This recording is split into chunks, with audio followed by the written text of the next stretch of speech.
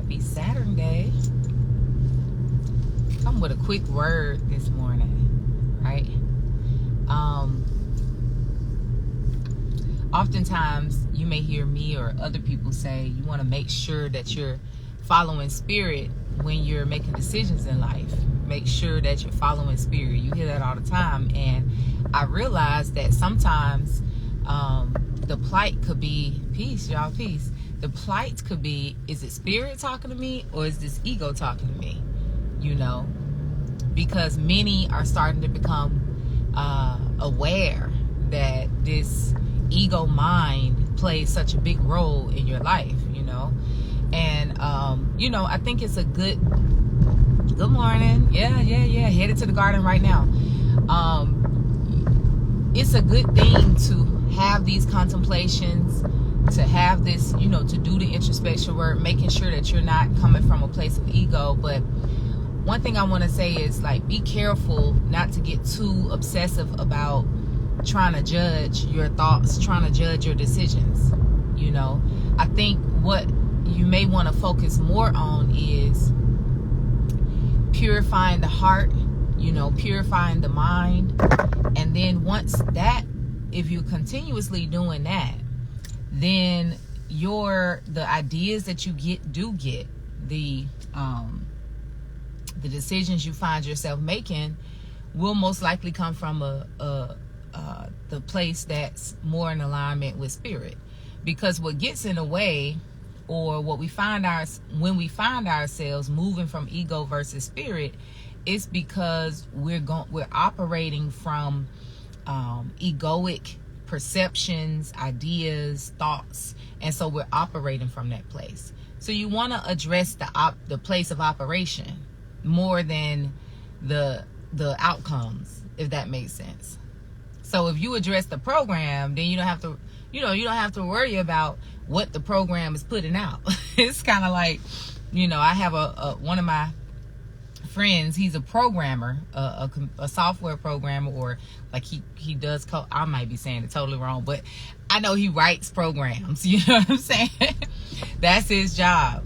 And so when things are not happening how the corporation or the company wants them to happen when it comes to their technology or their software or their program or app or whatever, his team gets on the job to rewrite the program so that it can do what they want it to do. And so it's the same way. Our mind, our heart, our soul is the program, and it's going to produce what is programmed to produce. And so if you focus more on making sure the heart is light, making sure you're taking in words and ideas that are clarifying and building up the wisdom, knowledge, and understanding about God, about life, and if I put it in layman's term, it's like making sure you're keeping your mind positive, making sure you're doing this necessary self-talk and the self-work so that you are not falling into, the egoic mind. And the egoic mind, or I call it error mind, or the conjecturing mind, or the fickle mind. That because it's most likely going to be bringing in very negating, fearful, anxious, controlling, those type of thoughts. That's where it's going to come from. So, that's usually what is going to be feeding you, are those type of thoughts. When you are coming from a place of purity, where your heart is light, your mind is positive, your mind is clear, you're not going to necessarily be having those type of thoughts. You may have thoughts that are guiding you in a certain type of way, that, like, just telling you in ways to go in certain situations and different things, but it's not going to feel like fear. It's not going to feel like angst. It will feel like guidance. And so if you're feeling anxious, you're feeling scared, and you got all these thoughts running, and what if this, and what if that, and what if, if that type of thing, that's ego. All right. First, before you sit with that and have it on your mind, You want to purify and clear the heart out. You want to calm yourself down, do some self-talk. All is well. Everything, at the end of the day, everything is working out. Whatever I need to know will be revealed to me. If I'm not, going the right way, it's gonna happen. So, if I'm not going the right way, it'll be revealed to me. You just kind of gotta calm yourself down, because that ego mind can start racing, and it'll be too much. Okay, so that's one. So I just wanted to say, listen, do the best that you can in righteousness, and trust that grace and mercy is always abound. Do the best you can in righteousness, and trust that grace and mercy is abound. And trust that if you're not on the straight path, if you're not on, I call it a straight path, and if you're not doing something that's really the righteous, which for me, I say right for you, which is in alignment with what is the best for you in your journey, it'll be revealed to you. It'll come to you. And when it comes, and when it's shown to you as a lesson. And that's what it's there for. So don't get caught up in the, back and forth and indecisiveness and fickle thinking and all of those different type of things. It's like, just walk in righteousness. Walk with the light heart. Walk with the clear mind. Walk with God level programming. And then you can, with a light heart, make decisions and, walk your life.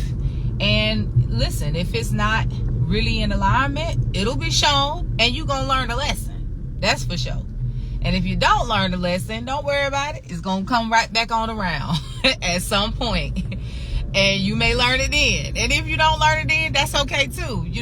I pray that, at that point, you want to pray for, more insight and a clear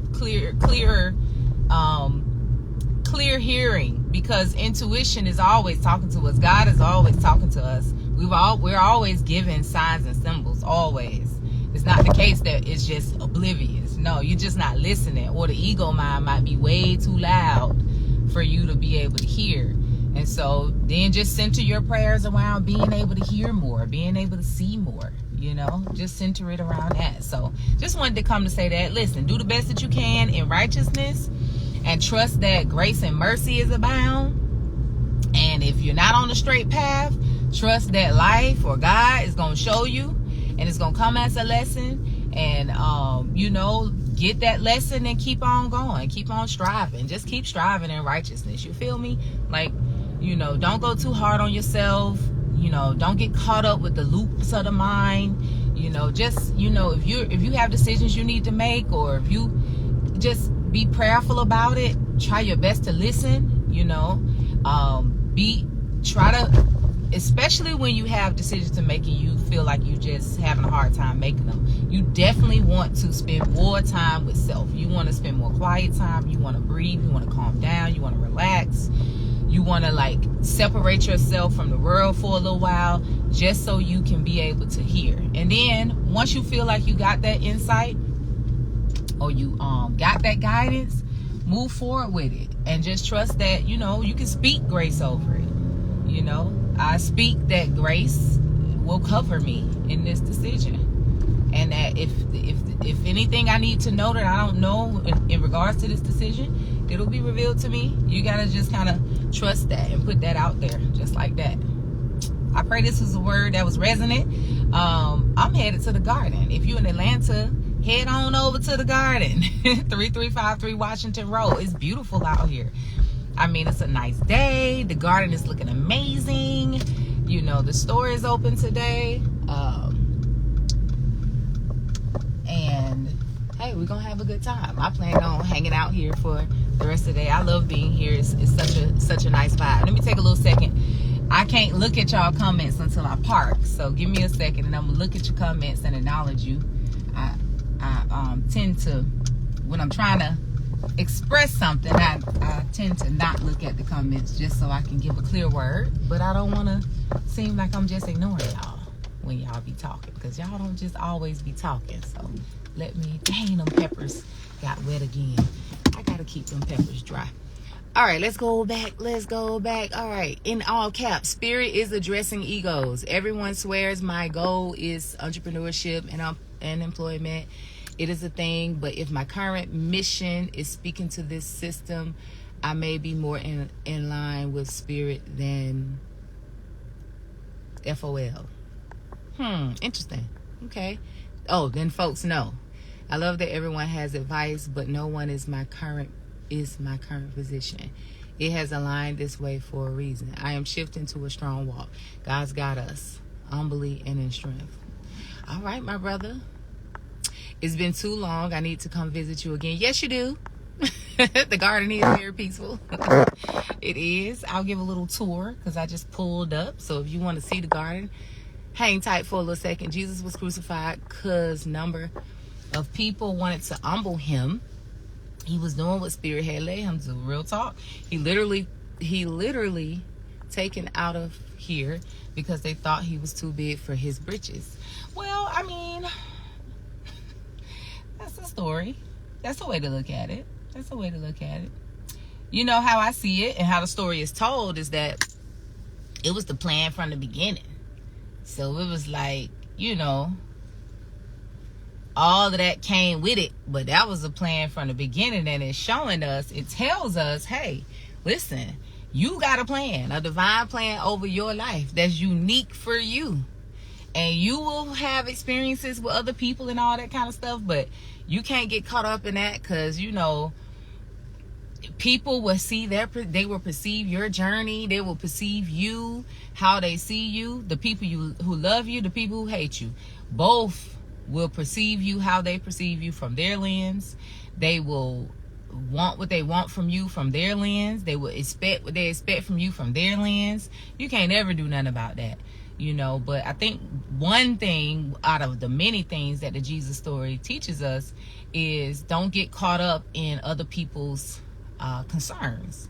He even said to his mama when mama came, like, hey, we running out of wine. Hey, Jesus, we running out of wine. Say, woman, what do I have to do with you? In other words, relax. All is well. We ain't running out of nothing. There is no lack ever. So I'm gonna need for you not to project your lack, And even when Jesus was walking out in the story of Jesus, he was walking out his walk. Even his disciples, like, oh no, we don't want you to die, and Jesus was looking at them sideways, like, bruh, this my walk. Y'all want to cut off ears and do all time and fight for me? Ain't nobody asked you to fight for me. My walk was written, and I'm walking my walk, and I'm all right. I ain't fighting it at all. And Jesus in the mountains, if you God, then do this. If you God, then do that. I'm walking my walk. You can't, so it is a prime story of, you can't let even the people who love you and the people who hate you, because both was presented in the story. Both were presented in the story. People who supposed to love him, like his mother and, different things, and disciples, and people who hated him, like the enemies who would always rise up. But to both, he said the same thing.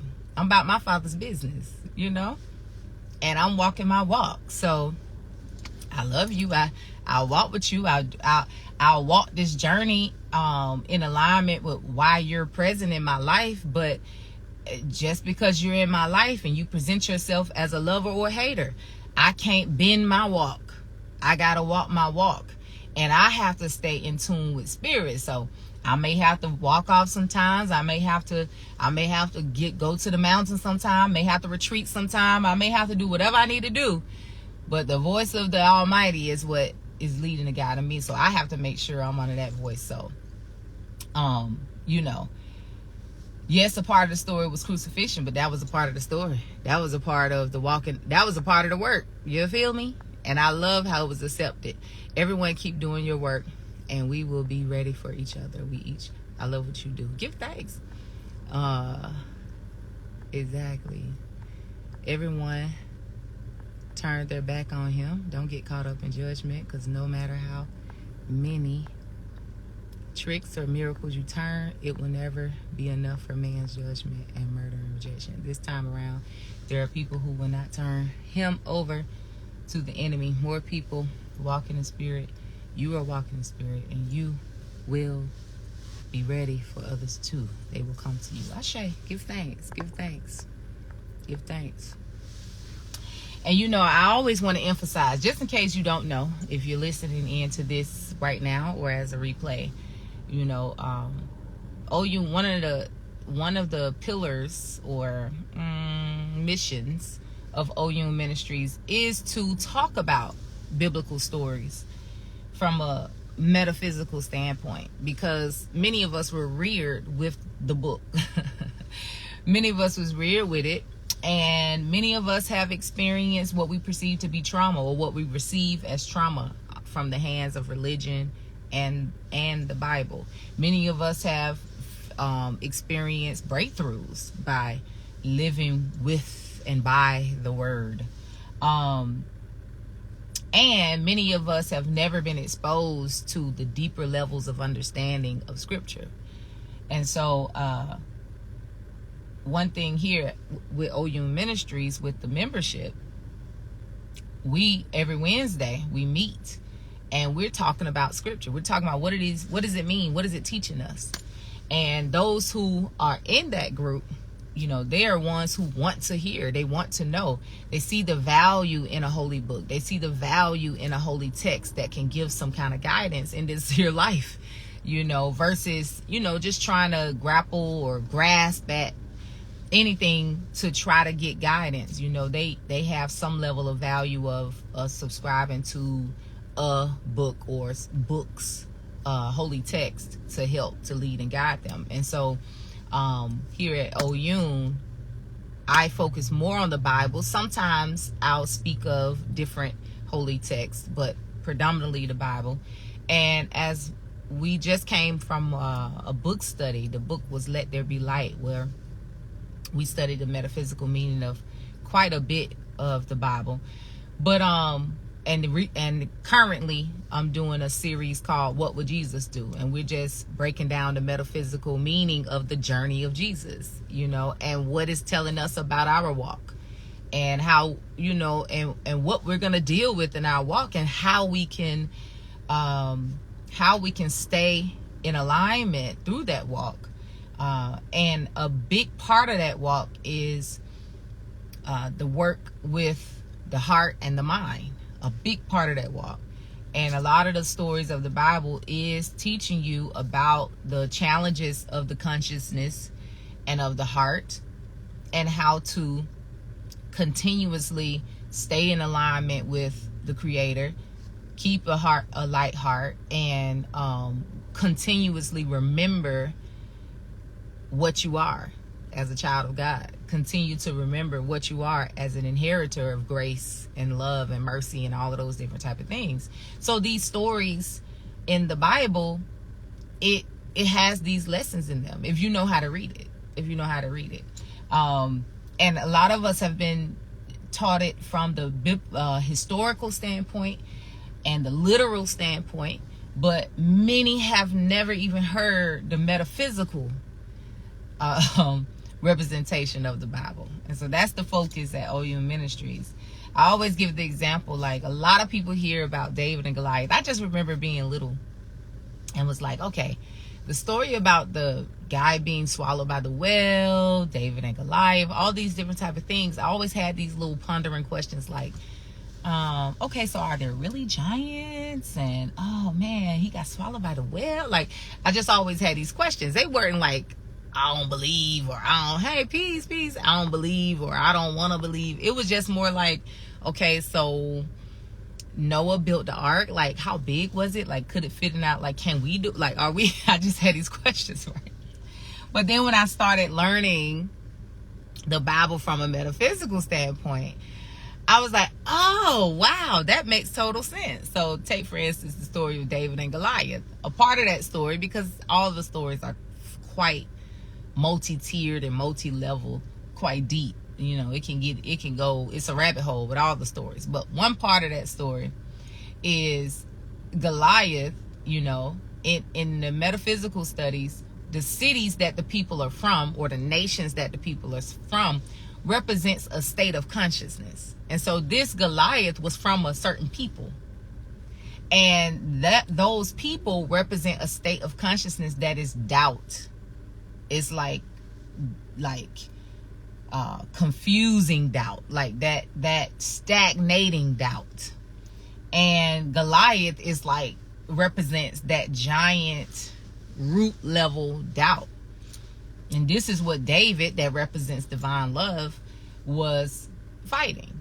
And so in this story, you learn what divine love truly is, which I accept divine love as accepting and allowing life to be what it is without the need to judge, to control, to manipulate. I accept and allow life to be what it is, knowing that all is in order, all is in divine order, all is well, all is good. You know, God is good. Anything I need will be revealed to me, will be shown to me. I don't have to try to manipulate anything, control anything. I don't have to do none of that, or anybody. I can express divine love, which is divine acceptance and allowance of life to be what it is.